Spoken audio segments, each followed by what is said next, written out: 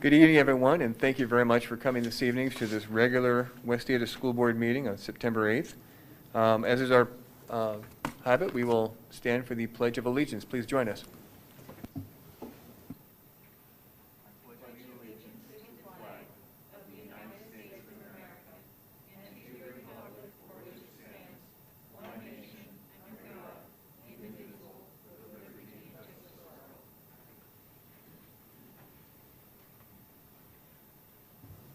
To begin this evening, we are starting with an open budget hearing. And to begin, we will begin with a motion. Do I have a motion to begin the open hearing? Mr. Chairman, I move that we open the budget hearing. Thank you very much, Trustee Smiley. Is there a second? Second. Trustee Ozuna with the second. Thank you very much. All those in favor, please say aye. Aye. Aye. Aye. And Chairman is aye as well. Makes it unanimous. Thank you. That brings us then to Mr. Gillen to present the amended fiscal year 2021 budget. Mr. Gillen, you have the floor.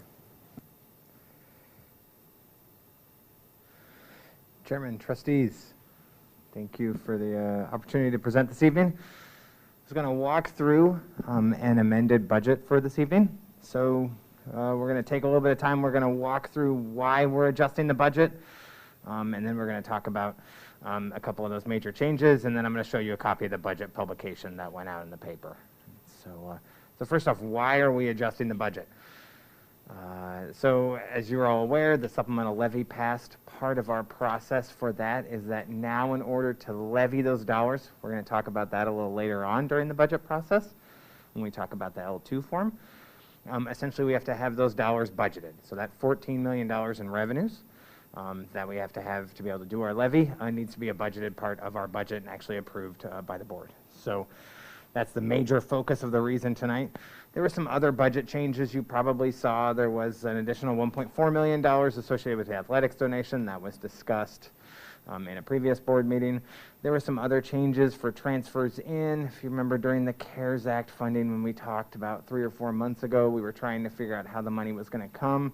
These are essentially accounting changes associated with whether the dollars come into the general fund or whether we record them in another fund. On the expense side, you're going to see some increases in capital outlay. That's just the offset of the athletics donation and the expenditures associated with that.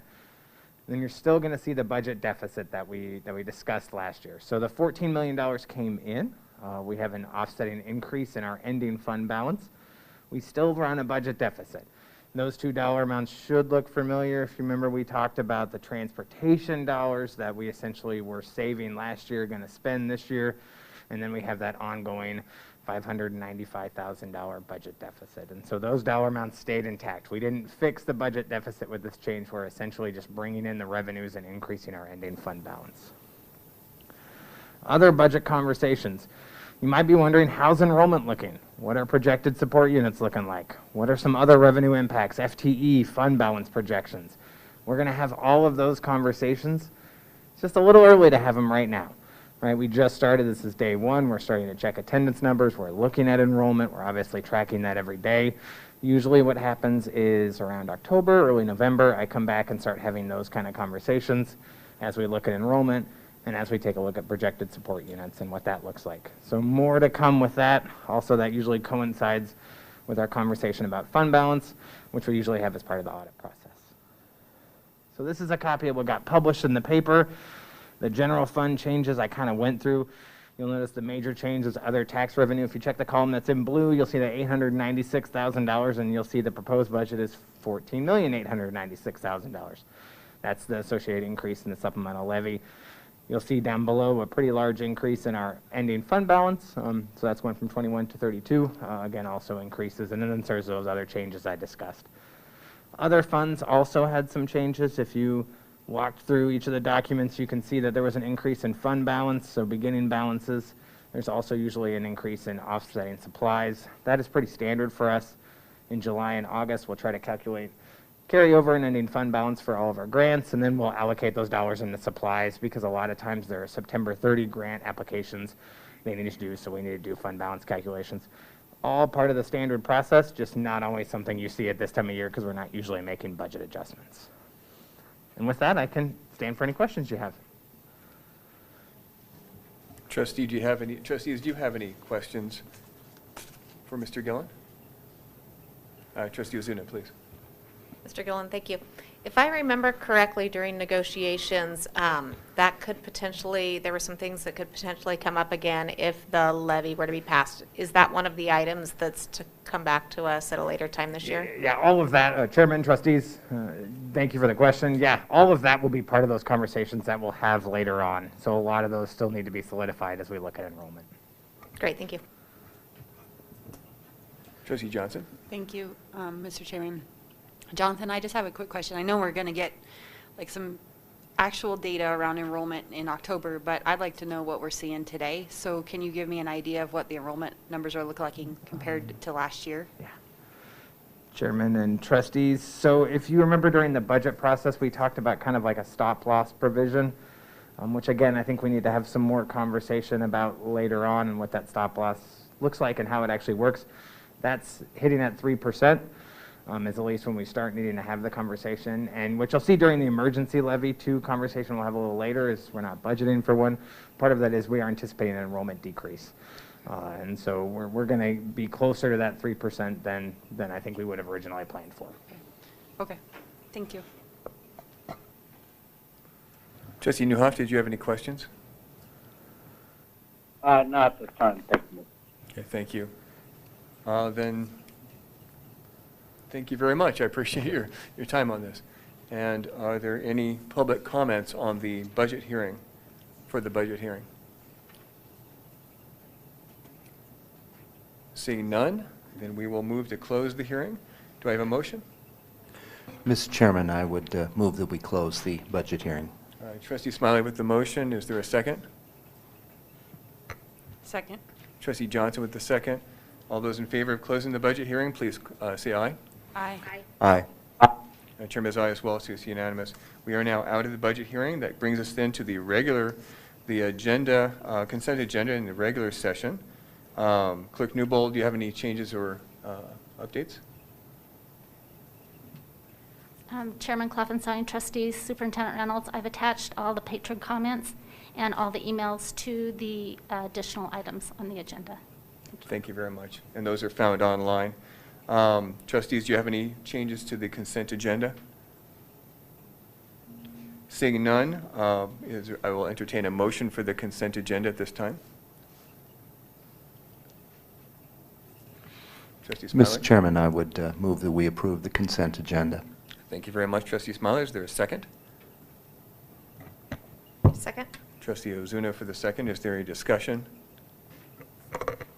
Mr. Chairman, I Trustee just feel a Johnson. need that we should discuss a couple things in here that, just for clarity of what's in here, right? We're approving in the consent agenda this piece of, this email with the language around the mask mandate added to the student handbooks. That's correct? And then we're also approving some additional sole source agreements around getting Nextdoor out for communication, as well as some flex art curriculum for technology. So in the consent agenda, if we pass it, we're approving all of those things to happen. Yes, that is correct. Thank you. Any other discussion items? Seeing none, all those in favor, please say aye. Aye. Aye. Aye. And Chairman is aye as well, so it makes it unanimous. That brings us then to the discussion portion, and Mr. Gillen will be back at the podium to discuss the L2 certification tax form. Mr. Gillen, you have the floor. Chairman, trustees, Dr. Reynolds, thank you again for the opportunity. So this is part 2. So we walked through the budget and we talked about the $14 million. Now you're going to see where that data starts flowing into the actual L2 form. So we're going to kind of walk through what is the L2 form, just kind of give a quick review again, some of the major inputs that go into that form, along with just some changes over the previous year, which we'll kind of walk through then. I'll give you a levy rate estimate, and the reason why I say estimate is for 2 reasons. First off, if you remember from conversations we've had before, we don't pass a levy rate. The county actually calculates that. We pass dollar amounts, or you do as the board. And so, that's why it's an estimate. In addition, we're still waiting on some data from the state. If you remember the memo that I sent out over the weekend, kind of referenced market values are still being calculated.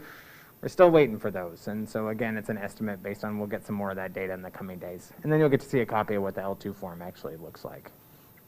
So this is an example. You'll see one later, it's all filled in.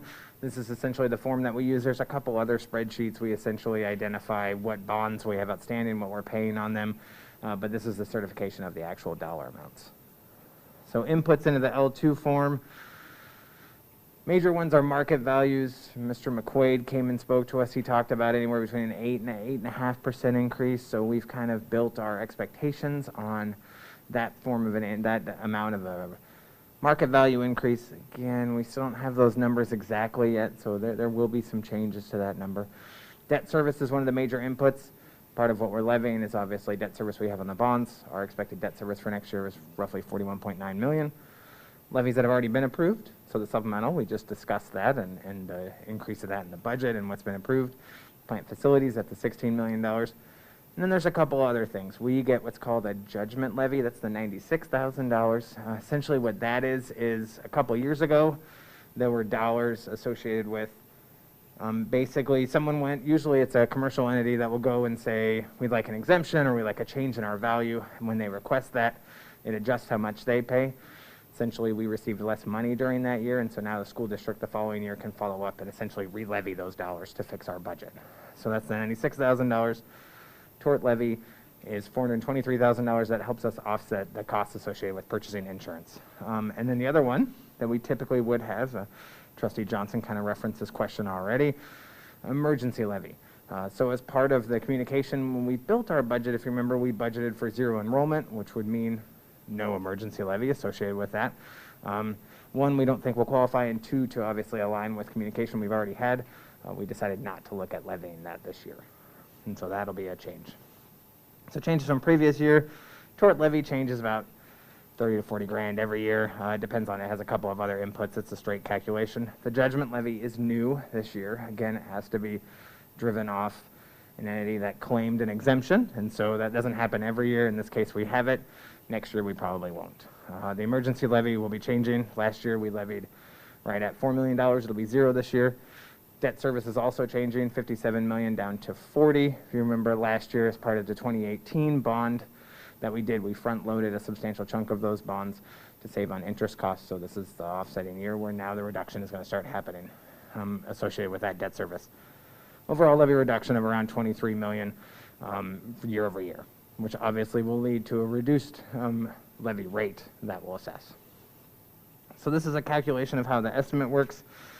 Again, this is a calculation of what we think our market value is going to be. We'll get actual calculations in the next couple of days, but again, since we don't set the levy rate, this is more just to kind of give you a barometer or a metric of what it could look like, right? I can always follow up later, let you know what the number actually came out to be. We're looking at a projected rate right now of around 2.45, but again, that rate will be set by the county. We'll just levy the dollar amount associated with it. So some graphs we're used to seeing, right? So we put in, these are new slides, so you didn't get them over the weekend. I worked on this after that. This essentially just walks through what an annual tax collection would be at 245. Just kind of want to show you that this doesn't have any of our future capital plans. This just has what it looks like today if we had no more debt for the rest of our lives and we didn't do anything on the capital plan. As you can see, what I want you to be able to see with this is essentially even with the reduction in our levy rate, we'll be able to levy and meet all of our needs. And as we even go out in future years, we'll have to talk about what the levy rate looks like and how much we're levying as we have a reduction in our existing debt. And then another one that shows, that tries to pull in what the capital plan would look like. And then ideally you can see that even with a reduction in our levy rate or the proposed dollar amount, you'll see we'll still be able to meet the basic build up and idea of our capital plan moving forward. This is a copy of what the L2 form looks like when it's all filled out. This is what I will actually send in to the county along with the other supporting documentation. As you can see, as we start talking about dollar amounts, you'll see the tort levy. The balance in column 6 is what is actually levied. $423,000, there's the 96 for the judgment, $14 million in supplemental. And then the bond breakup is basically built on when the bonds were initially incurred, and so which line item we're going to be paying them out of, and then our plant facilities levy. And then we do some other calculations just to match back to our actual budget so the county can do that. And with that, I will answer any questions that you have. Thank you very much, Mr. Gillen. Trustees, do you have any questions for Mr. Gillen? Trustee Johnson? Yeah, I have 2 questions, Jonathan. Thank you, Mr. Chairman. The first one is, This form, I just want to make sure I understand what we're actually acting on here. So when we get to the action portion. So this form certifies what our levy amount is going to be for next year for taxes, correct? Chairman and trustees, yes, you're Okay. certifying the dollar amount that will then be assessed to all of the taxpayers within the West Ada School District. Okay, and based on that dollar amount, we think it's going to be roughly about $1.05 reduction for every $1,000 you have in a house value. Not in thousand, yes, Okay. sorry. I always have to- So when I rough that out, that's roughly, if a $200,000 house, that could be around $200 reduction. yeah. $1.05, so Yeah. $200 reduction. Yep. So, Okay. Chairman So and trustees, yeah. we would expect, unless market values climb significantly, which could happen in this area, but unless, that most people would see a reduction in their levy rates, or their taxes for West Ada's levy next year. Chairman and trustees, yes, that is always, as you remember during the communication when we talked about the 65-cent reduction, right? It's much the same even if we reduce it further. Well, individual components will be based on how your home is assessed, right? And all the inputs associated with that. And even if you look at your overall tax bill, what other taxes you're paying. But yes, the goal would be that if you didn't have any changes in market value, your assessment, your portion you pay to West Ada would reduce, yes. Okay, and so we're approving it that way, and we'll hope the market values don't go up too significantly. Thank you. Trustee Smiley? Thank you, Mr. Chairman and Mr. Gillen. I have a couple of questions on a similar vein concerning the L2 and also concerning the summary statement that was published. You know, as you know, we have had a holdback, 5% holdback. We've discussed that. But, you know, that is still very much up in the air. We have no idea what will happen come January, what state revenues will happen. Is there any way that we can do a fallback? Because I realize we have the different budget categories. I totally get that. But when we look at the big picture, is that L2, once it's submitted, is that kind of set in stone? Or is there, when we have an exigency comes up, such as another 5% holdback or other actions of you know, we don't even know for sure what the federal funding level is going to be yet. Those are pretty big deals. And how will we handle those if come December or January or February, those numbers change dramatically? Chairman and trustees, Mr. Smiley, thank you for the question. So in some ways, we are required, we have requested an extension, so we have until the 21st, I guess you could look at, of September. But yeah, once those are submitted, the county does their work associated with levying the taxes. And if you think about the 5% holdback and those reductions, a lot of that reduction is borne by the general fund and other ancillary funds that are affected. And really, there's no changes we could make in the L2 form to try to recapture additional dollars outside of if we had an enrollment increase and emergency levy was available, right? The other dollar amount that affects the general fund is the supplemental levy, that $14 million, and we're already asking for all we're allowed to get.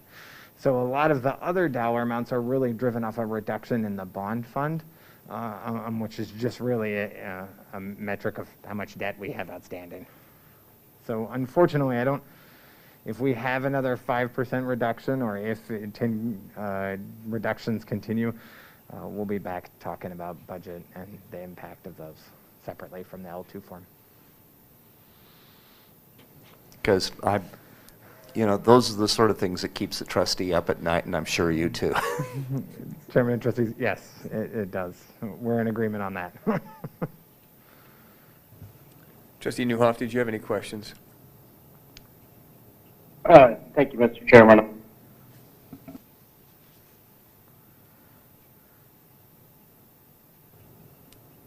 That brings us then to the end of this discussion. Thank you very much. Appreciate it. Thank you very much, Mr. Gillen. That brings us to item number 3, is the update on the start of school. And obviously, we know we had some issues today. I beg your pardon. What am I saying? Oh, my goodness. I beg your pardon. We went right to number 3. Continuous improvement plan. Mr. Heller is going to start us on a discussion for that. My apologies, Mr. Heller, I jumped right over you. Yeah, thank you. It doesn't matter to be me standing up here one way or the other, right? So, Chairman and trustees, so you had a chance, I hope, to review the CIP. This is essentially the additional document that you're being asked to review and approve tonight. It's important to clarify that this document is not part of the templates that are required by the state. So this is something that our district does outside of that requirement. We do post this along with the state templates at the same time once we have our final plan approved by the state. So I think at this point I would just stand for any questions that you may have regarding this document. Actually, if you don't mind, Mr. Heller, would you mind just kind of going over the full timeline and where the other documents will come in within the month? So the board has already approved the other templates. You approved those on the consent agenda last week or the week before, so those are done. This is the last piece that needs to be approved, is this document. Once this is approved, then I work with Mr. Stevens. We make all these documents ADA compliant. We get them on our website and submit them to the state, and that all has to be done on or before October 1st. Excellent. Thank you very much. Trustees, do you have any questions for Mr. Heller? Yes.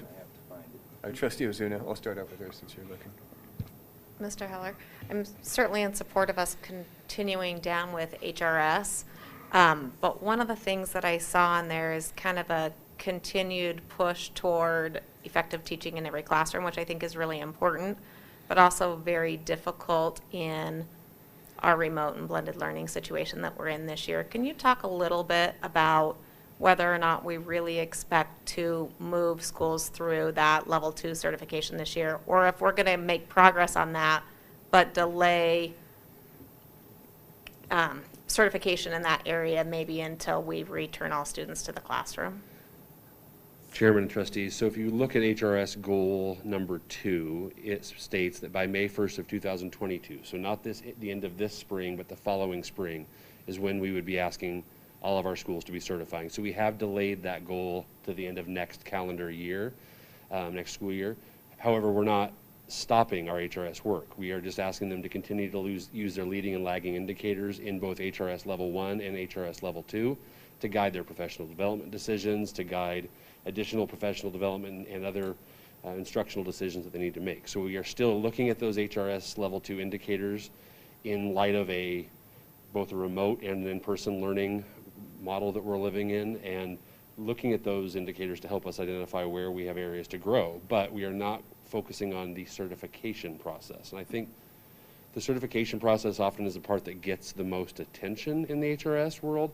For us, it's a continuous improvement process. It's a process for us to constantly monitor and assess the things that we know to be research-based practices that help students and schools to be successful. So though our focus remains on HRS and those processes, we are not, for lack of a better word, putting any pressure on schools to go through a certification this year. We are actually having everybody just focus on those leading and lagging indicators, use them for your processes of continuous improvement in your building, but not working on certifications until the fall or the spring of 2022.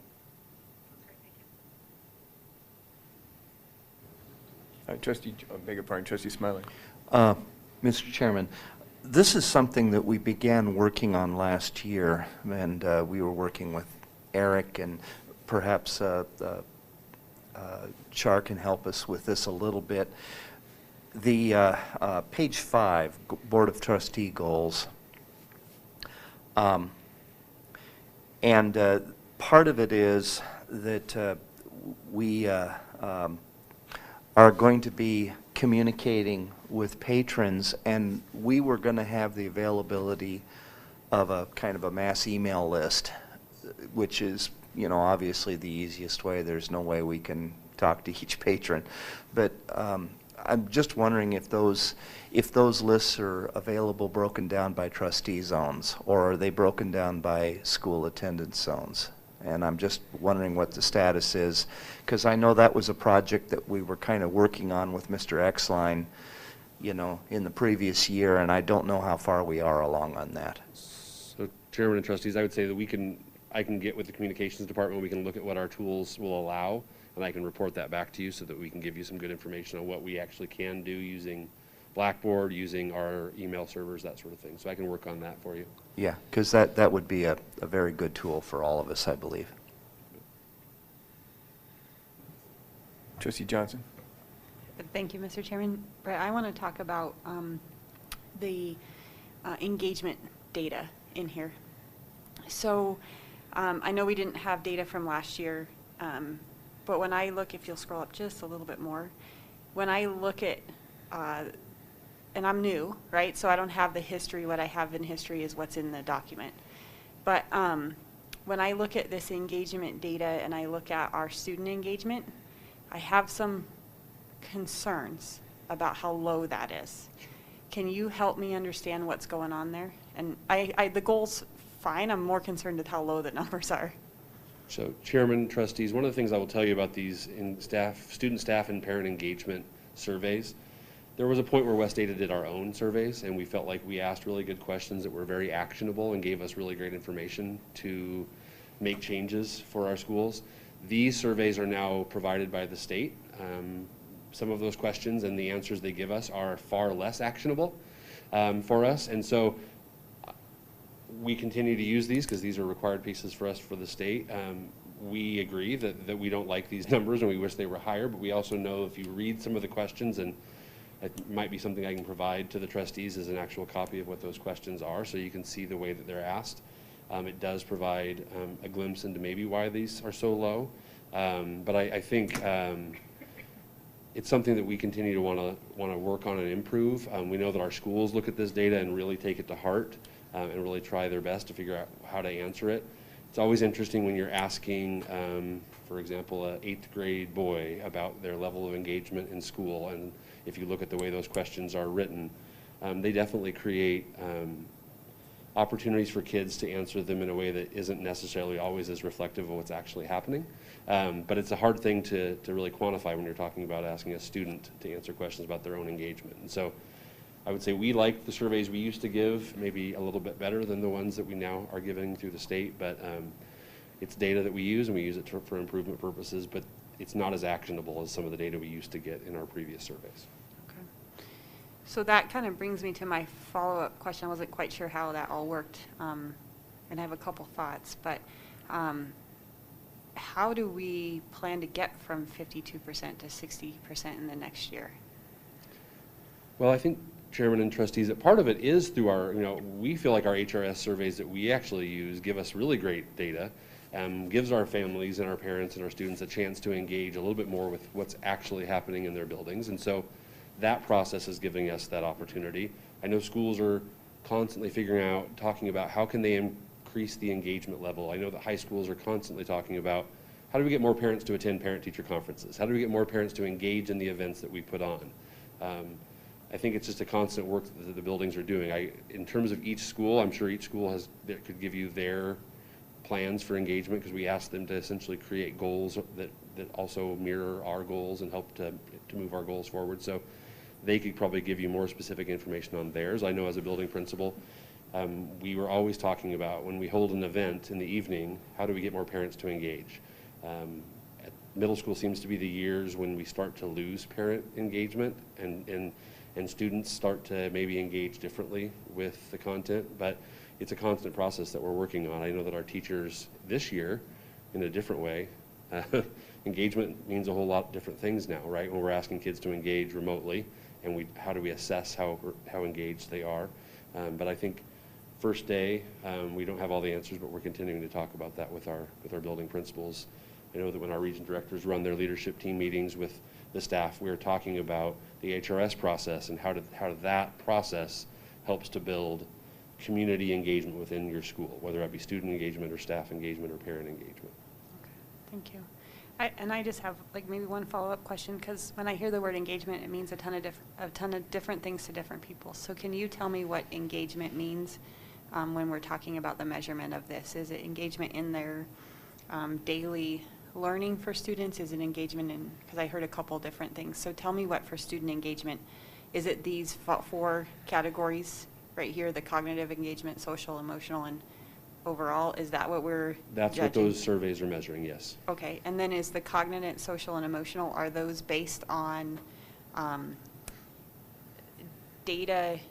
I mean, I guess what I'm trying to figure out is what do we measure in cognitive? Is it their grades? Is it their It is based on the answers to their questions on the survey. So the way that they answer certain questions on the survey directly by the folks who put together that survey say that this question directly relates to social engagement versus emotional engagement. So it purely is based on their answers to those survey questions. Okay. I'll tell you why I'm asking so many questions on this, because the last CIP that we approved in the consent agenda, there's one piece of data in there that has stuck out in my craw from the time before I became a trustee, and I read that. And it is around the fact that our graduation rate is really high, but our college readiness rate is really low. And so when I think about that, I think about we have that high graduation rate, but then our testing on those college readiness SATs or PSATs is down in the 40-50%, I can't remember. And I think this is the reason, this is the crux to get that up, because the engagement and understanding and the ability to feel like somebody's really invested, every student to feel that way, ups their engagement in their learning, which ups their ability to get ready. And so that's why I'm focusing on this one, because I think they're linked. Sure.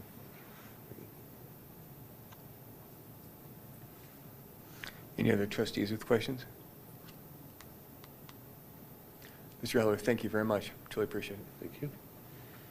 Guess I'll stay up here. This brings us then to item number 3, the update on the start of school. And it wasn't intended to be a momentous, but it was. We definitely had some IT issues. We had some successes as well. So I was hoping to have a discussion, kind of narrow this down to where we can talk about IT issues for one, communication and how we're handling that during today, how it went, how it will go for the rest of the week. And then also our discussion about going to yellow, which is definitely a go. We'll hope to be going there by Monday. We'll be going into yellow. But just how that looks as far as from a district perspective. So Mr. Heller, if you'd like to start. Chairman and trustees, I'll tackle the yellow question, and then maybe ask Mr. DeLashman to come up and talk through the IT questions that you may have. So as you are aware, CDH moved us into yellow today. As I said today during our executive team meeting, I've never been so happy to see yellow in my life. So it's our plan that on Monday we will start our alternating day schedule for grades 1 through 12 and our daily schedule for preschool and kindergarten on the 14th. So that is our plan. We have communicated that out to parents, students, and staff in a communication that went out just an hour and a half, 2 hours ago. That is our plan. We are moving forward with that. We have been having some conversations with Cascade, as you have probably heard. They have experienced some loss of drivers over the last week and a half. We have met with them, given them quite a few different options for them to consider. We feel very strongly that we are going to be able to run all of our routes and get our students to school on Monday and do that work. So Joe, Jonathan, myself, a few of us have been meeting. Ian have been meeting with Cascade. We have another conversation tomorrow morning with them on some options we've given them for solutions. But I'm very optimistic after that conversation that we can get that done and get our students on buses that need to ride buses and get them to school. So yeah, that's our plan for Monday, and we're going to communicate a little bit more information out to parents tomorrow regarding some changes to our mask policy, the requirements that we are having with masks in the student handbook, and specifically regarding masks, and if you want an exemption to the mask requirement. So we will be talking about that in an update to parents tomorrow. So I'll ask Devin if he'd like to come up, and he can talk to you about some IT related questions. Thank you. And congratulations, Devin. Thank you, sir. Appreciate it. Mr. Chairman, members of the board, Superintendent Reynolds, members of the public, I'm here to talk about the technology issues that we had on day one of remote learning. I have some updates based upon some work that the technology team has been working on all day today, and we continue to work on into the evening hours. Today we experienced a number of issues. I want to make sure that we're as transparent as possible. We did have an issue with the district's hosted web services. Although that did present and exacerbate some of the issues that we had, it's really not the root cause of some of the issues and the problems that our students had connecting to our services. Really, most of those issues rely or resolve or are part of some of the internal the internal connectivity that we have for the district that supports not only district connectivity during the normal school year, but is designed to support, of course, remote learning as well. So a couple of the issues that we saw were slow access. We had some iPads that could not connect or acted like they could not connect to the internet. We had a lot of laptops that could not connect to some of our Microsoft Teams or some of our Microsoft infrastructure, or could not connect to a number of our educational or remote services. The reason behind this are their number, a couple of them. It's complicated, it's complex, but we are working to resolve those. Most of these stem from the fact that we have a legal obligation to provide filtered internet access anytime we provide students with a device. That means that we can't just give them a device that they can take home and it uses their internet connection. If they're using our device, we have to provide filtered internet access, which then requires us to install some specific software on those devices and ensure that we have an infrastructure that allows us to filter that content. During the summer, we spent a lot of time upgrading numerous parts of our infrastructure, including our content filter, to handle the number of connections and the number of devices that we have. We really feel like we have a robust infrastructure designed to handle this, from our wireless connectivity through our internet access. We did upgrade it last year to 20 gigabits, and it is upgradable if we feel like we have more issues. We have 40 gigabit of connectivity through our core infrastructure. So we really have designed our infrastructure to handle this level of connectivity in the hopes that someday we would have one-to-one learning. The unfortunate part, of course, is that we didn't anticipate going to one-to-one so quickly. And that left a few gaps in some of the things that we did. The biggest issue is that we had a couple of technical issues with those pieces of the infrastructure that allow those devices to come back and talk to our district internet filter. And to access our filter, they have to go through the firewall. So there was two major problems that we are aware of as of now. The first one had to do with the firewall. The firewall is designed to protect the district network from cyber attack. It's really designed to allow connectivity in and out of the district, and it monitors every connection in and out of the district and decides whether that connection is something that should take place or whether it's something that actually is an issue and it should be denied. In our testing and all of the work that we've done, most of the connectivity that we're expecting back from our schools and from our devices at home would all be VPN traffic and would be encrypted as such. And what was happening, since we could not connect to our filter properly, which I'll talk about in just a minute, that traffic was coming back not as VPN traffic, but as application traffic. And our filter firewall rules don't allow that, did not, as of today, allow that traffic to come in from the outside into the district and then be routed back out. Instead, it's designed to filter that traffic from the inside and say, hey, this is appropriate traffic to be sending outside of our district network, and allow it to communicate. So that could be packets designed to access Microsoft Teams, to participate in a video meeting, to access any of our infrastructure. So that was the first issue. And once we identified that, we were able to modify those rules so that now we allow both types of traffic, the VPN, and we have configured the firewall rules to allow the application traffic that we see on the inside to also come from devices at home and then go through our network, our core, and then be routed back out. The second issue was with our filter. We did upgrade the filter this summer. When I say the filter, I need you to make sure that you think of the filter as not just one computer, but actually a series of computers that all work in tandem. We have about 13 different boxes that work as our internet filter. And these boxes, so that they all communicate together and work properly, they also use another system called load balancers that help us balance that traffic. And so we had a couple of issues that we worked with our vendor on today. The first one was when we had all of our devices start up, they began looking for Windows updates.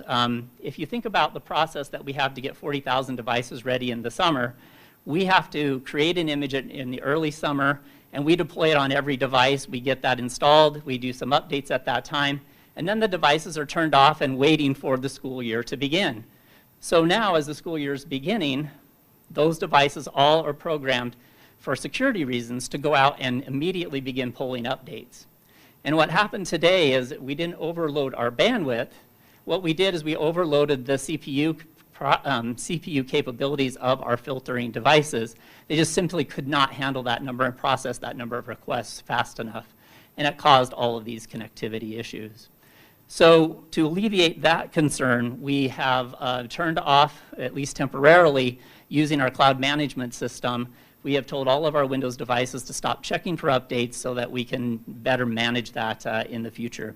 It's just something that we're going to have to do until we can get a handle on making sure that our devices are connecting properly.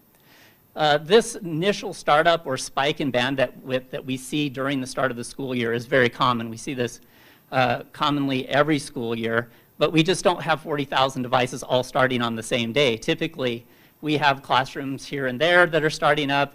The machines will run a little bit slow as they download updates in the background, but it's something that our system and our people know is happening, and we work through it.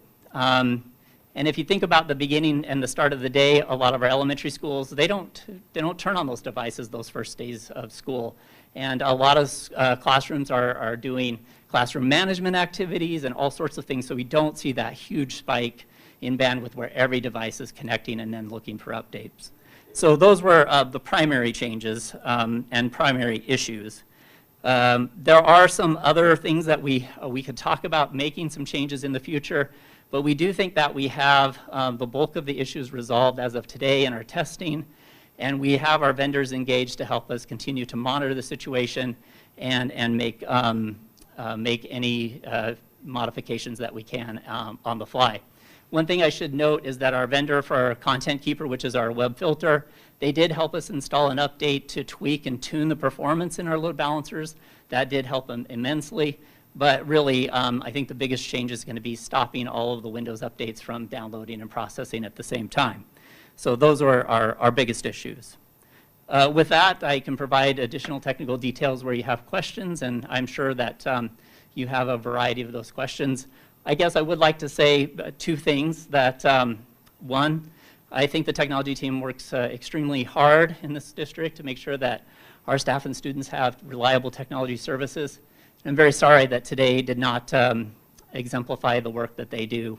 They've been working day and night to be ready for today, and there was just a number of issues on getting devices and all the things that are related to COVID and all the delays that are presented with that. So I'm very sorry for our parents and our students whose learning was affected today. And I also want to say thank you. I received a number of critical emails from parents, but I have to say most of them were very supportive, had a lot of great suggestions, and just really wanted us to see what we could do to resolve the issues, and I want to thank them for their support. With that, I'll stand for questions. Trustees, do you have any questions for Mr. DeLashman? Trustee Johnson? Thanks, Mr. Chairman. Devin, I want to have some perspective. So, and I didn't know you were going to be here tonight, or I would have sent you these questions earlier, so you may or may not have this. I know we had 40,000 students prior to, and at some times we had different devices on, but I wanted to know what's the data around how many students did we actually have on today at the same time, and what was the bandwidth usage compared to what we normally have on a day like this? How much difference? Because I would assume that's really big, but I don't know what the data is. Yeah. Chairman Klopfenstein, Trustee Johnson, I don't have the data on how many students connected and what they connected to. That's, I'm not sure I can even ascertain that. I'll have to see if I can go back and look at the number of connections that were established and what people were doing. But if you think about the way the internet works and the TCP/IP protocol, which is very sporadic. It says, hey, I need something, and then a server will answer back with a request, and it's very hard to ascertain whether that establishes a connection and whether that's a valid connection and whether it's working well or not. So there's not a single place or a single thing that people connect to. I probably can look at logins and some of those things and see what's successful, and I'll have to come back and get that data. Really, we spent today trying to work with our vendors to resolve the performance and the connectivity issues that we could see on our end. So I don't have that information. As to what's normal, I don't know if I can answer that either. It certainly is abnormal. What I can tell you is that the throughput traffic inside our core, so traffic coming in and out of our core, was around 16 gig. And as I mentioned, our capacity inside our core is 40 gig, and our internet connection is 20 gigs. So we feel like we are not reaching capacity issues there other than the CPU issue on site in our filter. And that really comes down to not the filter actually being able to process and deliver the packets, but it's the time it takes to actually make a decision on what has to happen with a particular request. And that does take a little bit of extra processing time.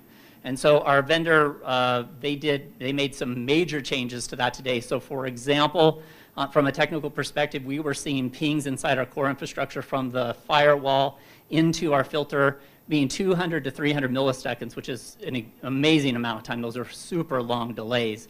And once we were able to make some of these changes and tweaks with our vendor, we're down to 1 or 2 milliseconds, which is what we would normally see. So I would have to spend some time trying to get some of those other kinds of statistics, but definitely we have a greater load today than probably we've ever had before. Certainly, I feel like our infrastructure is designed to handle it. The filter is that one piece, and I think Windows updates is the one piece that really caused us the big problem. Okay. I have a couple questions to go along with that. So, because I'll tell you, because I want you to kind of hear kind of what I watched today. So in my second graders class this morning, 9 kids could get on this morning, and by this afternoon about 15, and there's 27 total in the class. So I don't know how many gave up or how many couldn't get in all day. Better experience in my 5th graders class, which had about 15 in the morning, and by the afternoon had most of the students logged in. So, but I don't know, what I can't tell is if they gave up or if they never could get in with their devices. And so that's what I was trying to figure out, is how many students got missed today entirely, because I think that's probably the critical education piece of it to understand. So my question around that is, now that you've touched the filters, what does tomorrow look like? Yeah, Chairman Klopfenstein, Trustee Johnson, I would like to say that tomorrow is going to be a new day and that everything's going to work perfectly.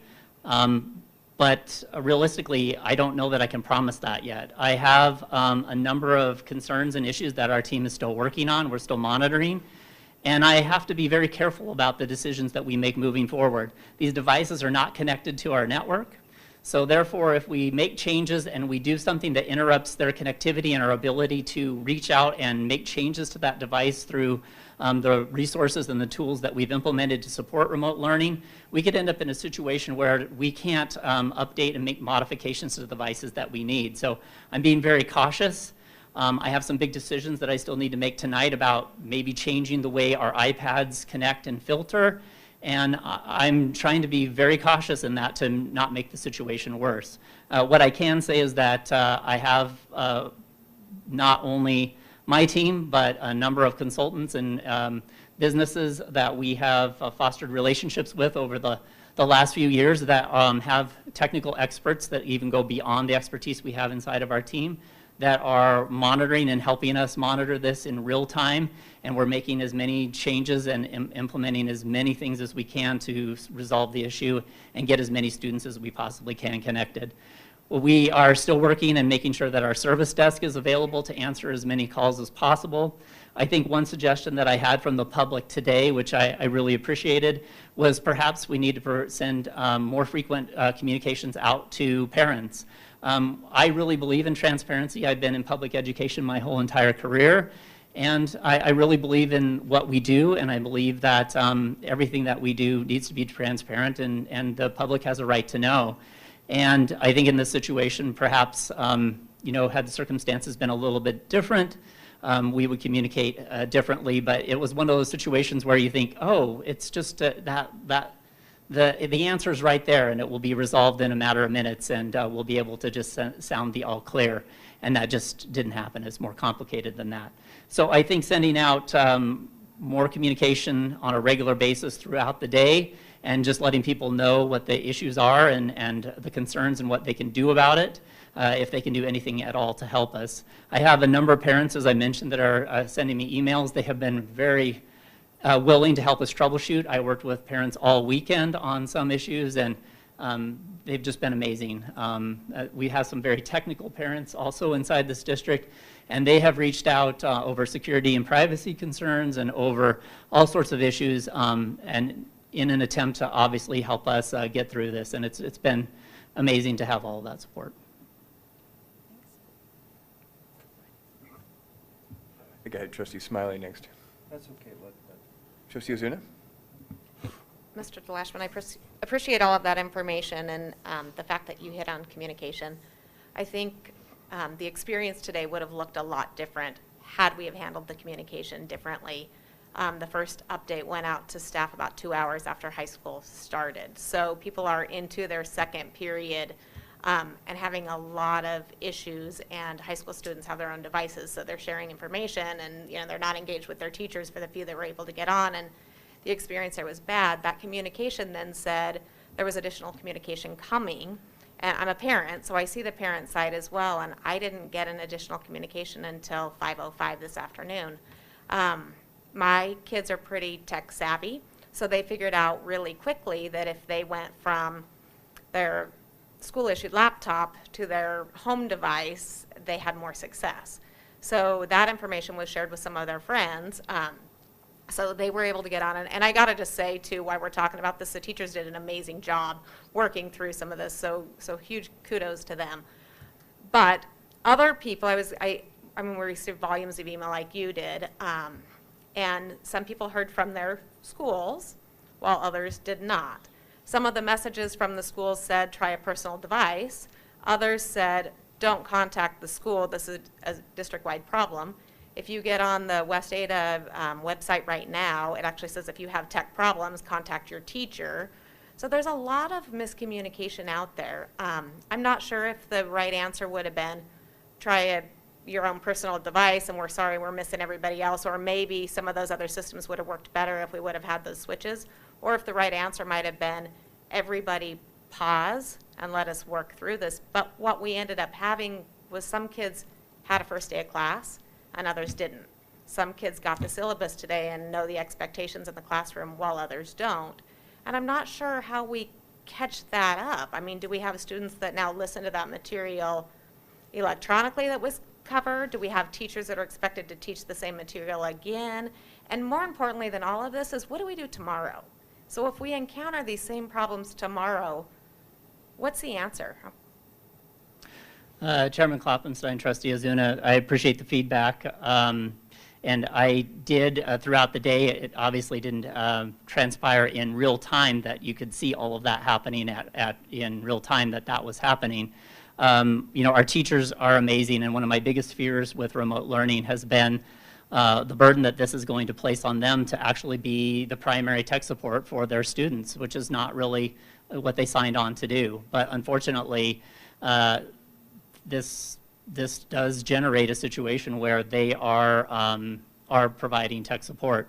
And to that end, obviously, communication would help. And I've worked with our new Chief Information Officer, and we'll be working to make sure that we have a communication plan for tomorrow to deal with some of those exceptions, to make sure that we can communicate as quickly as possible. Unfortunately, some of those decisions are going to be made in real time as we see the state of the system and we monitor that. I don't have a way to do that other than to spot test, and we're reaching out to parents and some of the people who reported issues today. We also are working to make sure that our service desk is staffed so that we can handle a few more calls than we could, but handling calls for 40,000 people is difficult. We just aren't staffed for that, so we really are going to have to rely on mass communication using our Blackboard system, communicating out to parents, and then also communicating to our teachers so that they can help students with those issues, and getting creative with that. I do want to say that I do regret that some of our students didn't have the first day of school that they should have had. But I think it's naive to assume that one day of school is all it's going to take to get remote learning off to a good start. It's going to take a concerted amount of time for our teachers to put protocols in place, and it's going to take a few days for all of this to work out, regardless of the issues that we had today.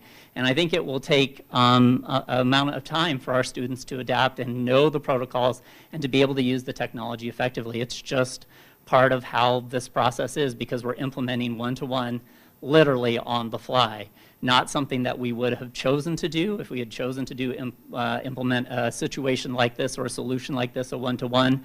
We would have done a ton of piloting and testing, and we would have implemented it at different buildings at different times to make sure that this was able to roll out in a much more reasonable fashion. And it's just not a scenario that was afforded to us. So I think we'll do our best with communication tomorrow, and I think one of the answers is personal devices certainly can be part of the solution. The issue is with district devices and the requirement that they come back and talk to our filter. Obviously, changing the policy so that we do not have the Windows updates going through that will certainly help, but it doesn't mean that we're out of the woods, and certainly using a personal device would resolve actually some of those issues. It would lessen the burden on the filter, and we do know it's not any other issue. It's not a capacity issue with the districts. It's not a capacity issue with the service providers that we use. It really has to do with that filter connection and how that was implemented and how it's currently working. Just one follow-up comment to that. I do think that our parents will be patient with us and they'll give us some understanding if we're upfront. We can't tell them we're ready to go with remote learning and then have this happen and expect them to be patient with us. We have got to tell them the reality of our situation and provide updates all along the way if we want to get their support and their backing on this. I think that'll be really important as we go forward. Chairman Kleffenstein, Trustee Azuno, I agree. I think we have amazing patrons. I think we have an amazing district, and I agree they will be supportive, but I think they do need to hear from us, and they need to make sure that we need to make sure that they understand that we're being transparent and that we're communicating the best that we can. I think it is unfortunate. It's difficult sometimes. I do hesitate to send something out really quickly because it's like, is this the most accurate information when you're dealing with some of these technical issues? It takes some time to resolve, and so it's really difficult. So us working through to make sure we have some strategies and some alternative plans for people, you know, it will be important tomorrow.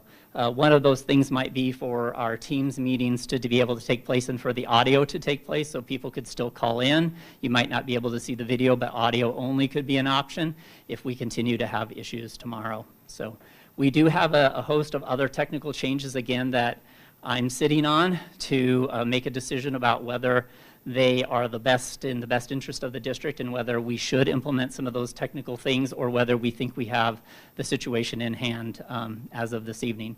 So I still will have a meeting after the board meeting tonight, still working with some of my technical staff who are still working. Trustee Smiley. Thank you, Mr. Chairman and Mr. DeLashman. I can certainly sympathize that this, you know, a lot of things came up, but as I listened to you describe some of the issues, for example, you know, I'm absolutely a klutz when it comes to technology, but I know anytime you break out a new computer, it's going to need to update itself, and, you know, there's always stuff like that. You know, surely that could have been anticipated.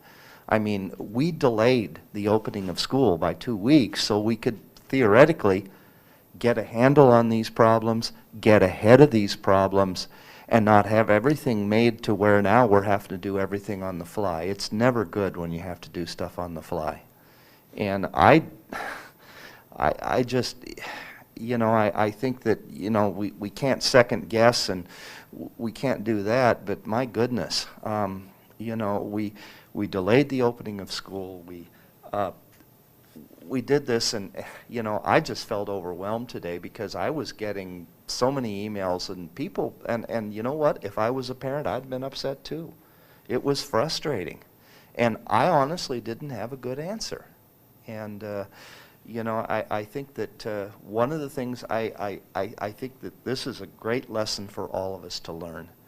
The communication was the part where I think we all fell down a little bit, and I take responsibility as a trustee doing that as well, because that is the thing. If people know what to expect, and if you're warned and say, hey, there's going to be some bugs, be ready, we're going to work on them as best as we can, you know, people will appreciate that, and we do have a wonderful community, and we do have great teachers, but I think this was something that I heard over and over and over again. Why are we kept in the dark, and why is all this, why do we not have adequate communication here. And I just, I don't know if there's a question in there, but that's something to where, as we move forward, that we really be robust in trying to get that word out. Thank you, Mr. Chairman. Chairman Klopfenstein, Trustee Smiley, I'm not sure there is a question there, but I do feel like I need to respond at least a little bit. I do believe that, you expect me and the technology team to anticipate these kinds of issues, and we certainly try. And in retrospect, I don't think I can make an excuse for the fact that this is something that we missed. We have a lot of things that we do for the startup of a school year, and implementing patches and updates on workstations is one of them. Yes, we probably should have looked at that and said, gosh, maybe that needs to be implemented a little bit differently this year. We've changed hundreds of things in an attempt to try and make sure that this would go well. We changed our whole management infrastructure so that our older machines and our current machines perform better. And all of those things, those policies and all those changes represent changes for people who have been, managing our workstations the old way and have had to switch to the new way. And I don't want to be seen as making excuses, but there's a lot of moving parts. We still have machines that are being delivered. We still have cases that are not here. We have a lot of concerns. Each part of the team is concerned with all of those myriad of things, and there's a lot of moving parts and a lot that we're trying to get done to make sure that this went really well, and we missed some.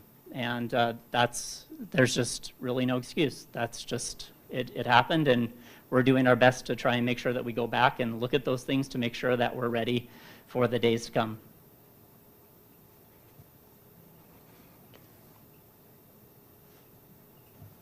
Trustee Newhoff, did you have any questions?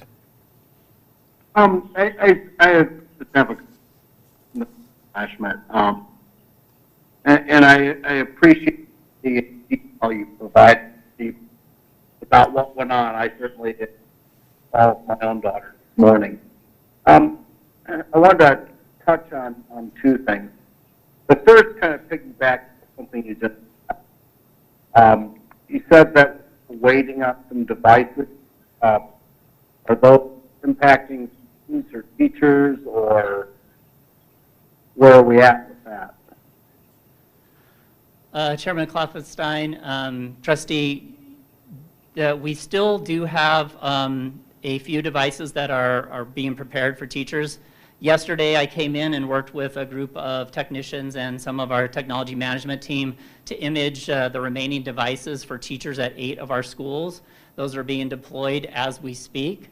We still have some devices that are to be delivered. Those devices are for some of our counseling staff, for some of our computer professional staff, for some of our parapros who assist with special education services. And some of these delays, I'll just go on with a list of things that are still outstanding. We are still waiting for charging devices, and we're still having to move some devices around. And you have to understand that a lot of this is moving targets, and the availability of equipment is just not what it was prior to COVID. A lot of these things are delayed based upon COVID, and we were waiting for our vendors to be able to provide some of these services and to make sure that we had the machines. So we had a lot of internal issues to make sure that we had the money, then we had to place the orders, and then of course we had to work with our supply chain. So we're working on a lot of different issues to make sure that we can get all the devices in the hands of our teachers and our staff. So those are a number of things that we are still working on, day and night. But by and large, teachers have their devices, they have their teacher desktops, and all of the devices are on their way to teachers as we speak. Like I said, the last devices were imaged yesterday. Okay, and I appreciate, and so I just. Trustee Newhoff, I'm sorry, but you're kind of coming in and out. If you can stand on a chair and put your left hand up or something. Make an antenna. I think he dropped out. I think we lost him, yes. I hit the wrong button. I'm sorry about that. Okay. So, and I appreciate that, Mr. Lashman, the supply chain issues. My other comment sort of piggybacks off of the concerns some of my colleagues on the board have raised tonight about communication. You know, for instance, I just got the West Ada update earlier this evening. I just want to encourage some more directed communication surrounding the connectivity issues for everyone, beyond the updates, and you know, particularly because it seems to me there's some actionable things that you've discussed tonight. I mean, we discussed potentially using private devices. There's some issues in this email about giving the devices a chance to update this evening, about, you know, rebooting devices, you know, which is probably some messaging that would be good for everyone to hear in a pretty targeted way. My other concern here is part of the reason that we did a one-to-one device distribution is that we've got, you know, 15 to 20% of our students who didn't have the technology solutions at home to do this. And I worry whether they're going to regularly get electronic communications about it. I'm wondering if there's some strategy in communication on a student-by-student basis, and this is, I mean, unfortunately gets back to the question of teachers providing some tech support at some level, but to work individually with the students so we make sure we catch as many as we can to do the sort of things that are going to make this work as well as possible. Trustee Newhoff, did you have a question that you'd like to focus on? Yeah, I guess my question is I mean, sort of gets into the communication strategy here. I mean, are we going to see some targeted communications about some of the fixes that people can apply, and how do we have a kind of a one-to-one communication strategy beyond mass emailing people, particularly to, you know, catch some of our students who aren't as technologically empowered as some of the others? Chairman Klopfenstein, Trustee Newhoff, obviously a targeted communication. I think communication has come up a number of times, and I couldn't agree more. That's why I've already talked with our Chief Information Officer to work with her on a strategy to help us communicate out to our students and our families. We have started, prior to this, we started on a couple of things. We have been creating how-to videos and how-to documentation and posting those publicly in an attempt to help our teachers provide resources to students so that students can see those kinds of little tools that they made, those little how-tos, so that they can easily and more effectively troubleshoot some of their own devices. And I could see us actually creating some videos like that that might be able to be helpful, that we could at least list and link to and provide more detailed and more structured communication around some of these issues to see if that will help alleviate some of these concerns. So that strategy was already in place. Those videos were, how do I log into Teams? How do I make sure that my iPad VPN was connected? You know, some of those kinds of things. And we can now start producing some of those maybe troubleshooting videos to help assist with some of those things and communicate out. As to a targeted communication plan, I think I'll have to think about that a little bit more. I don't have a plan in place. I've really been consumed with the bigger picture things right now. And I certainly think that if we work with our communications department and the technology team, we certainly can come up with some of those things. I think a lot of those things might be targeted on making sure that our teachers at certain grade levels are aware of some of those troubleshooting ideas, are aware of the issues, and have some ideas around how to work through those.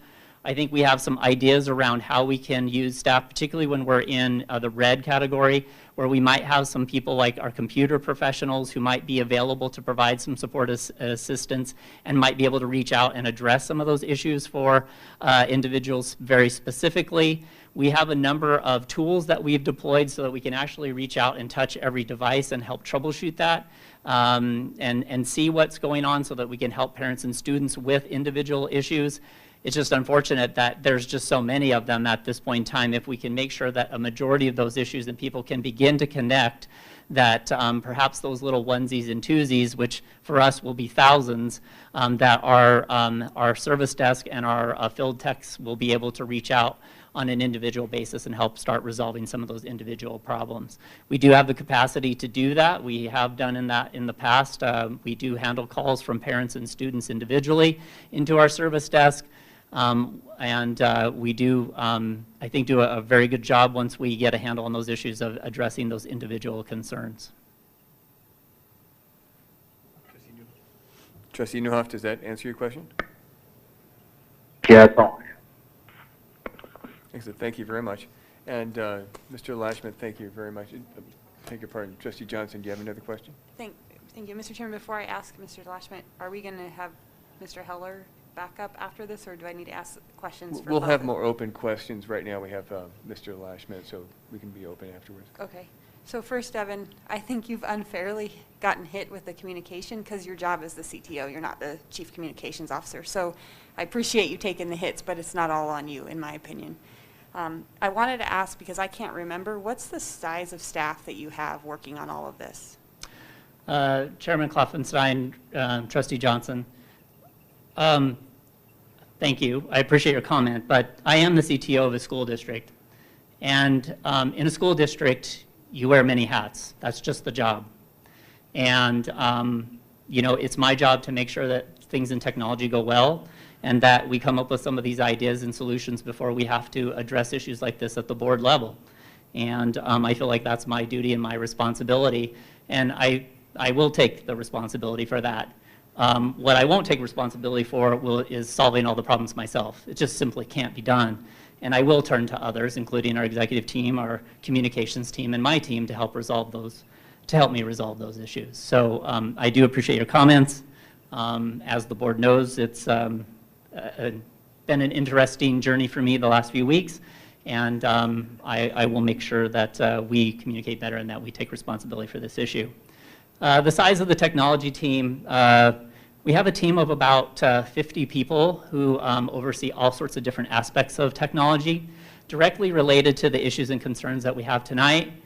We have a team of about, we have 20 field technicians who are responsible for all of the buildings and all the technology in a building, so they're responsible for imaging devices and supporting everything at a local building level. So if you think about that, with 56 buildings and 20 people, they obviously have to go to multiple buildings. We have a service desk team of 4 or 5 people, just depends on the day. We have some staffing issues there right now. We've had some staffing issues this summer, and we're replacing staff, so we have 4 service desk technicians at this point in time. Our systems team, who manages all of these kinds of systems and access, there's 4 people inside of that team. We have a network team of 3 people. So they're the ones that are primarily working to resolve all of these issues. And it's a big job, and we accept that responsibility. I think that they do a great job, and they work very hard for me. And again, I just am sorry that our best effort today just didn't show all the talented people that we have inside of the team and the hard work that they do. So Devin, I'm going to tell you, you gotta let some of this play out, because I asked that question for a specific reason. Because I work for a company with 1,300 employees, and we have over 200 people working in our technology department. So 50 people is not very many. When I say what I say about the communications plan, the communications isn't just technology. We've got communications around the academics, we've got communications around the staff, we've got communications around what next week looks like and how that's going to roll out. All of those things are a larger communication strategy. Technology is a piece of it. That communication strategy and that plan is a critical piece, and I think that's what everybody is feeling. You got hit today, but we've been being hit for a couple weeks on all of this stuff. So it's not just the technology. That communication strategy and plan and how that rolls out is a critical piece that we really need to have, and that's not all on you. Chairman Kloffenstein, Trustee Johnson, again, thank you for the comments. I do anticipate being part of the solution, and I stand with my colleagues to support and assist in any way possible. Trustee Ozuna? Last question for Mr. DeLashman while he's up there. It's probably too late for an idea like this for tomorrow, maybe for the rest of the week, but would there be any advantage in like a rollout of high school, middle school, elementary, just given the start times, or even flip-flopping those, but focusing on one level at a time so that the system's not so overloaded and so that we don't have continued gaps if half of the students are on and half of them are not? Chairman Klopfenstein, Trustee Ozuna, if we could pull off something like that, it certainly would help as we work to troubleshoot the issues again tomorrow, and we look and we monitor what's happening with the traffic to make sure that we feel like things are working and performing as expected. I just don't know how realistic that is given tomorrow, but perhaps in the coming days, maybe that's something, if we have issues, that we'll have to start thinking a little more out of the box on some of those things to see if that's something that we might be able to do so that we could make sure that we have all of the issues and concerns addressed. So thank you very much. Mr. Lashman, was there any other open questions? It sounded like Trustee Johnson, you had an open question you want to ask Mr. Heller? Okay, please, go ahead. Mr. Heller, would you mind, if you mind? Mr. Lashman, thank you very much. And again, thank you very much from me to your team. I think what they did, obviously, I know how hard they work and how few there are. And maybe that's really the bigger issue, is just we're so strapped for cash, we need more quality people. Add to your team. Thank you, Mr. Chairman. And we have a very talented, a very high-quality team. We do our best to promote and recruit and retain that staff. And again, we'll be working very hard to resolve this issue to our public satisfaction. Thank you for your time this evening. Thank you.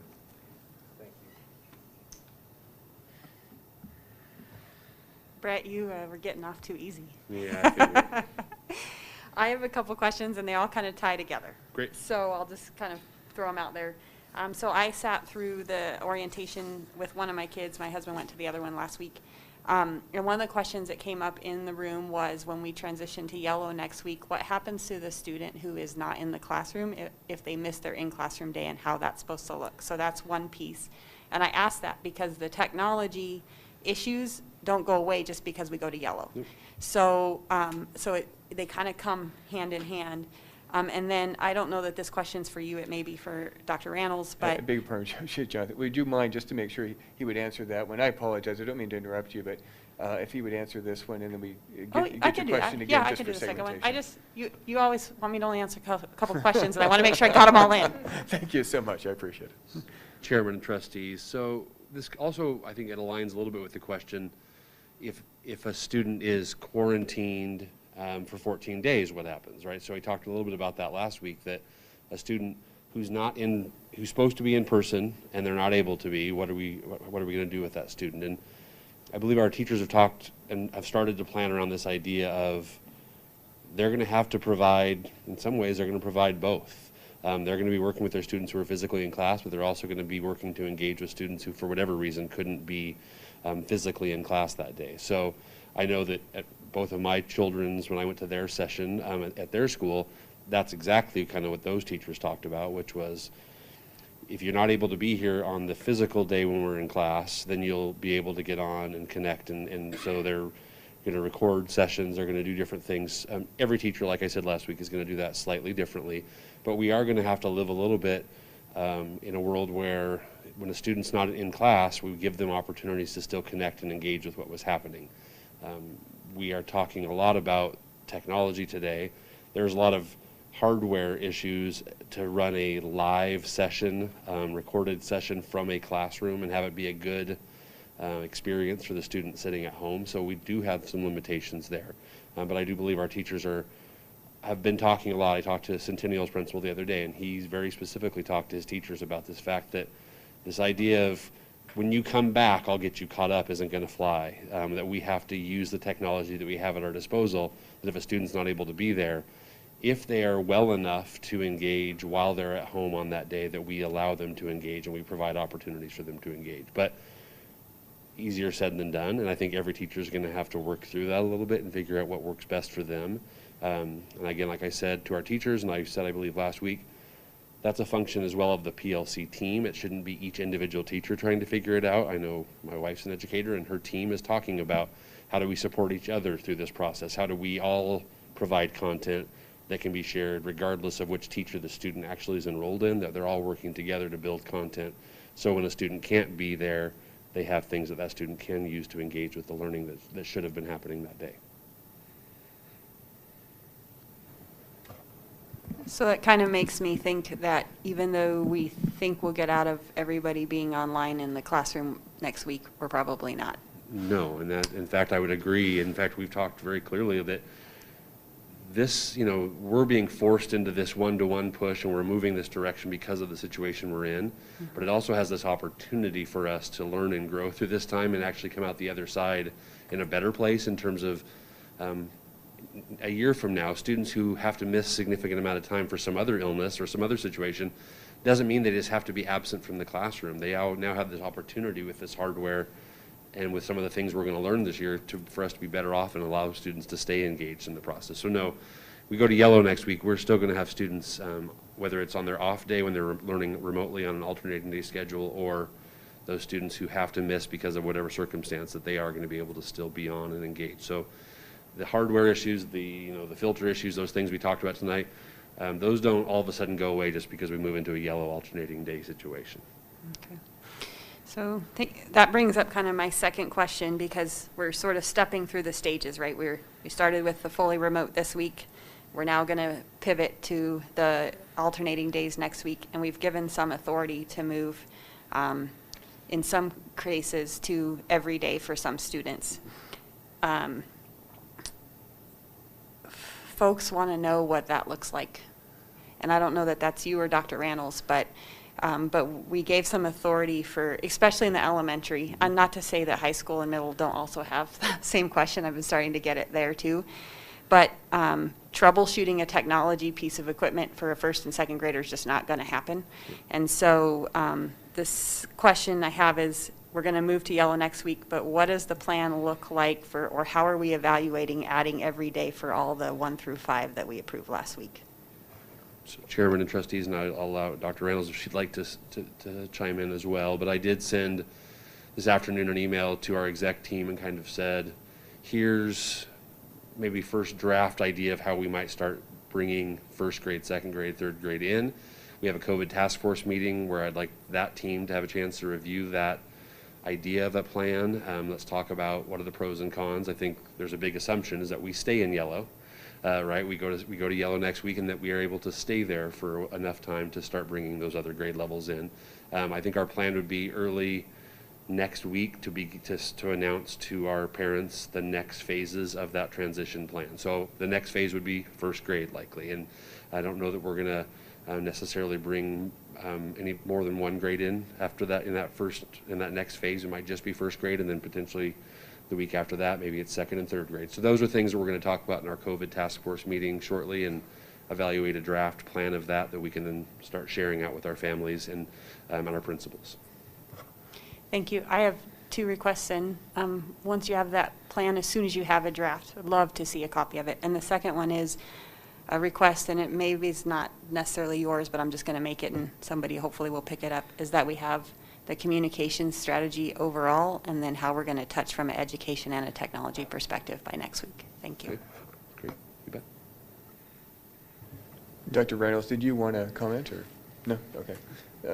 Trustee Smiler? Thank you, Mr. Chairman and Mr. Heller.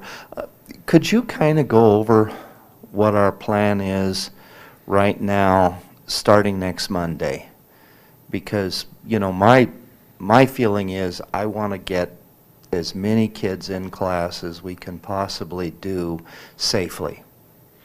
So what specifically are our plans for middle school, high school, the various elementary grades? Sure. If you could kind of just give us a quick outline, that would really help me, because I know that when we passed the motion here, we did authorize superintendent and designees to, transition this, and, my feeling is I'd like to see it as soon as we possibly can, not later. But if you could detail that for us. So Chairman and trustees, so on Monday, our preschool students and our kindergarten students would be able to attend daily starting on Monday the 14th. That includes our tuition kindergarten who go to school all day, and our half-day traditional kindergarten programs. Our grades 1 through 5 at the elementary would start their alternating day schedule starting on Monday with, I believe, if I looked at our calendar, that Team 1 would be attending on Monday the 14th, and Team 2 would be physically in person on that Tuesday, and then they just on a true alternating day schedule. Same issue for 6 through 12 at our secondary schools. They will start attending on that alternating day schedule starting on Monday the 14th. And so buses will roll, kids will get on buses, we will get them into their buildings, and we will have an alternating day schedule. And so students who are on Team 1 will be in the building on Monday, while Team 2 students would be working remotely from home, and then that just alternates each day. Thank you. My second question, I have to try to be positive because I've had some negative feelings that I've been fighting, but one of the things that, you know, my mom always used to tell me is every cloud has a silver lining. And what do you see as some of the silver linings as we've had to scramble and as we've had to learn and we've had to make adjustments? How do you see things that are going to make us a better district and techniques and methods that we maybe were forced to use that actually are better? I'd love to give you a chance to talk about some of those silver linings. Sure. Chairman and Trustee, thank you. I think some of us have spent some time the last couple of years going and visiting some school districts who are really far down the road in the competency-based world. And when you go to a school district that's fully implemented the competency-based learning, you see them where students are able to accelerate their learning as needed. They're able to slow down their learning when needed, and it's not based on the date of their birth. It's not based on time. It is based on really each student's need and them demonstrating those competencies.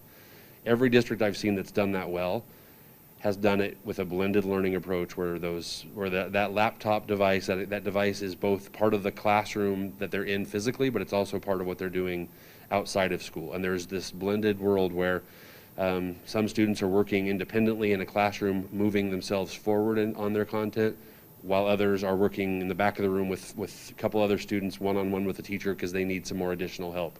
And you start to really blur the lines, and it no longer becomes about time. It becomes about where that student is in their learning path and their learning journey. And so those schools that do that well are also doing the blended learning really, really well. And we as a district have not really gone down the blended learning road prior to this year because we value face-to-face instructional time, right? We value that process.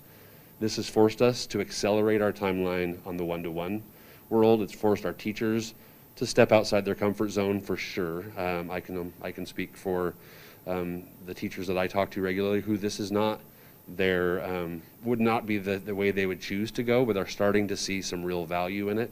And I think as we go through this year, we're going to grow and continue to get better.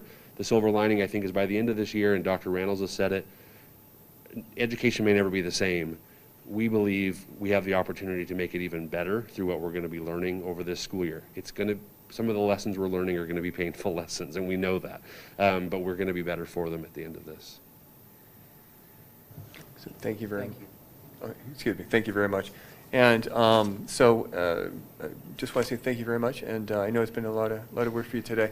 I do have one person signed up to speak, and Mr. Heller, thank you. Thank you. And if you would come to the mic, it's Mr. Sampson. And Troy, if you wouldn't mind putting the 3-minute clock on.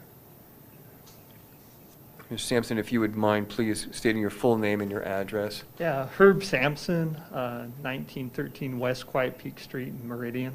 Excellent, please. And I appreciate you letting me speak tonight. I've been here a few times, and tonight I feel really bad for the IT department. I feel bad for the teachers. I feel bad for the parents, and especially feel bad for the students. Trustee Johnson talked about how many of them gave up today, and they did, and that's a shame. Just to be real blunt, it was a tough day. It was a disaster, and it didn't have to be this way. That's the maddening thing.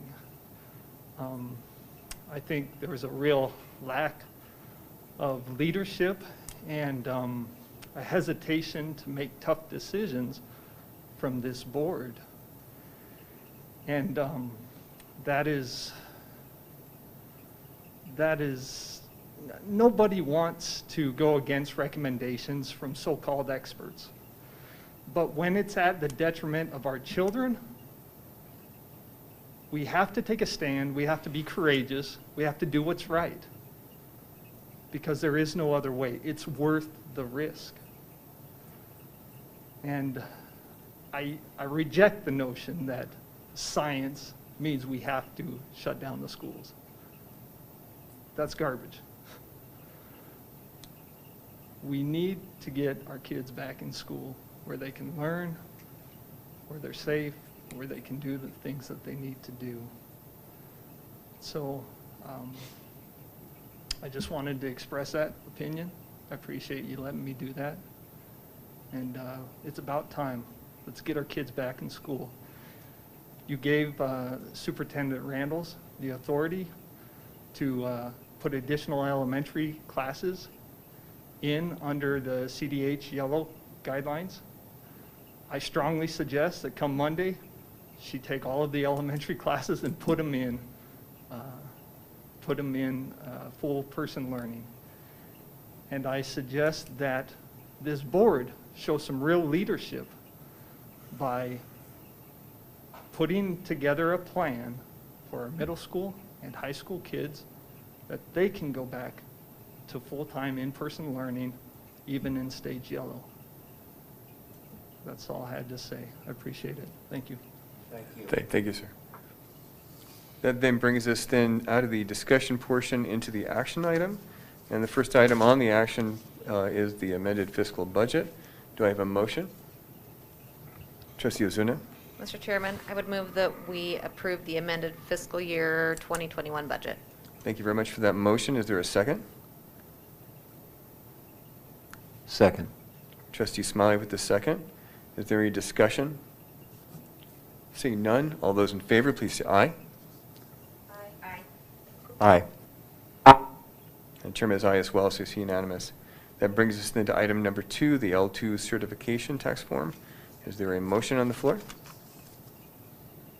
Trustee Johnson? I move that we adopt the L2 certification tax form as Jonathan presented. Thank you very much. Is there a second? Second. Trustee Ozuna with the second. Is there any discussion? Seeing none, all those in favor, please say aye. Aye. Aye. And Chairman is aye as well, so it's unanimous. That brings us then to item number 3. We'll entertain a motion. Trustee Johnson or Trustee Ozuna?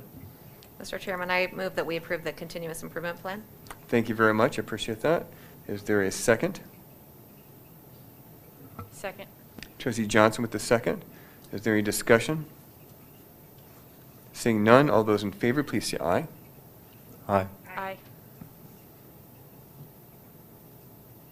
Sorry, Trustee Newhoff, did you say, did you have a vote on?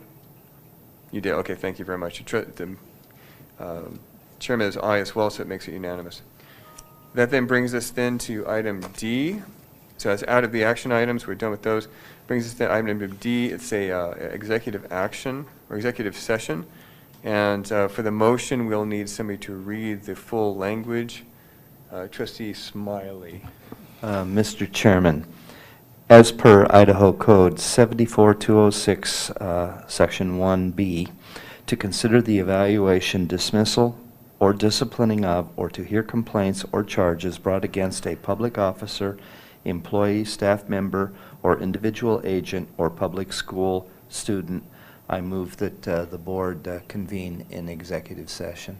Thank you very much for that motion. Is there a second? Second. Trustee Ozuna with the second. All those in favor, and we have to go through a voice vote. And we'll start with Trustee Johnson. Aye. Trustee Ozuna. Aye. Trustee Smiley. Aye. And Trustee Newhoff. Aye. And Chairman is aye as well, so it's unanimous. We're going to take a 5-minute break, and we'll be moving over to the private boardroom for the executive session. Thank you very much.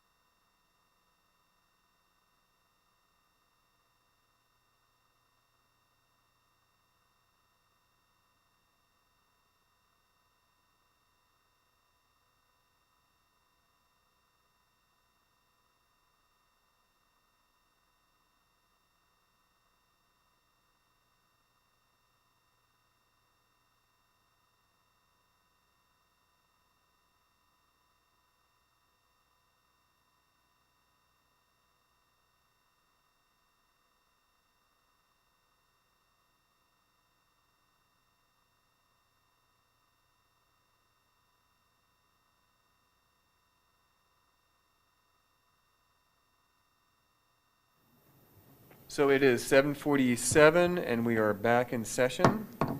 And on the agenda is an action item for the executive session, and I will entertain a motion. Trustee Smiley? Mr. Chairman, I move that employee A be placed on, continued on probation as, do I need to lay out the details? No, I don't. Okay, so just, I move that employee A be placed on probation. Thank you very much for that motion. Is there a second? Second. Thank you very much for that second. Then we will go for a vote. We have to go for a voice vote? Is that correct?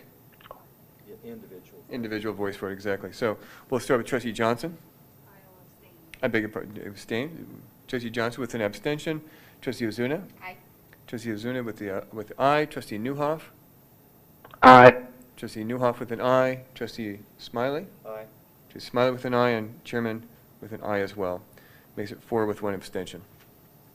That then brings us then to item number 3, the information and future agenda items. I really don't have anything, unless, Clerk Newbold, do you have anything you'd like to bring up?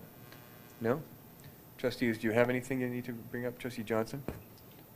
Thank you, Mr. Chairman. I think we've talked about this, but it would be really helpful to have on the future agenda items the plan in place, and I think I sent an email with kind of 4 points or requests around how we're going to handle, because now we're moving to in-school next week, how we're going to handle positive cases and the procedures that we'll go through, and the data and information that will come to the public and the board around that as we move through that process.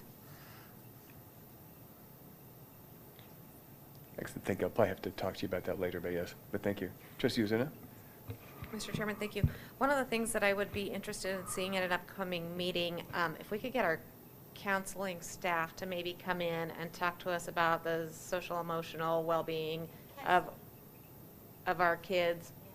And Yeah, that's the program we use. oh, that'd be great. Just kind of what are our kids going through, given the spring and the summer and the fall and the remote learning, and what are we seeing in our schools? What are we hearing from our community? And what is our response to that, and how do we help?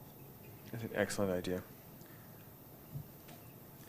Any other comments? Trustee Newhoff, did you have any comments for this section? No, I don't. Thank you very much. That then brings us then to item 4, which would be adjournment. Do I have a motion? So moved. Trustee Johnson with the motion. Second. Is there Trustee Smiley with the second. Got to get that in there. Any discussion? Seeing none. All those in favor of adjourning, please say aye. Aye. Aye. And Chairman is aye as well. Trustee Newhoff, did I hear an aye? Yeah, you did. Okay, just making sure. And then we are adjourned. Thank you very much.